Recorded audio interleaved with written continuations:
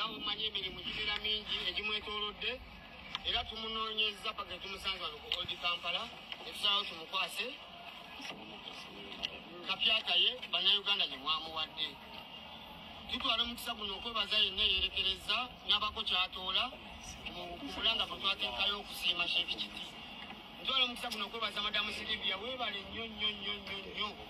Omulimu guno tegwandikkuse nga toguyingidde kubanga munnange oluusi tuba ne bye tukafira bingi naye buli kintu ekibaako consistency y'omuntu kikola ki kigguka.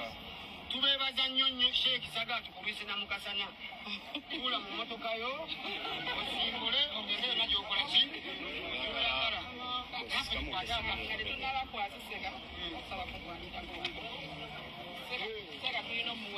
ali atidda ku mulala emotoka sibeyogerako nnyo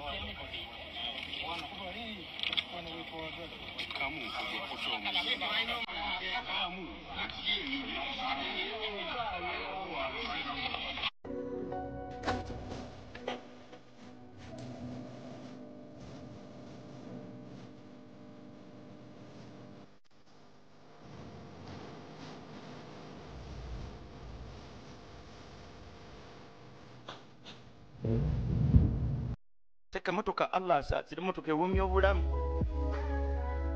Nsaba Allah azituwe n'abazina abazibakuumire. Seko motoka oyisa akatambala mu nyino nga temuli. Gira bugizo. Motoka bannayuganda mwenna wamu mbeebaza olwebaza lwesimanyi wawendo tandikira na wawendo komya. Naye amanyi byonna asigala mutonzi waffe. Tumulajanira ayimirire mu nsonga zammwe ebbanga lyonna. Olwakino naddala abatusaasirira abatusiimire mu buli mbeera tuyinza obutasukka mikwano gyaffe. Assalamu alaikum. Emotoka ewomesa obulamu katugamba ako kokka. Emotoka ewomesa obulamu kyekituufu yagala gaana. Emotoka ekoleete kyekituufu ewomesa obulamu yagala gaana kiri kirungi. Seekanga ng'oyiseewo simwekka na buli mukozi yenna emirimu gyonna gijjudde okusomezebwa okw'enjawulo. Tusaba nnyini nsi atunyweze mu buli mbeera atutuuse ku buwanguzi mbutuufu tulabeko ffenna nga nange bwe ndabyeko. Seeka ng'oyiseewo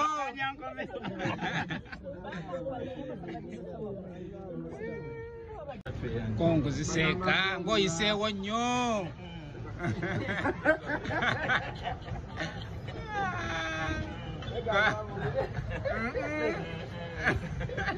Baba de bagayo suseona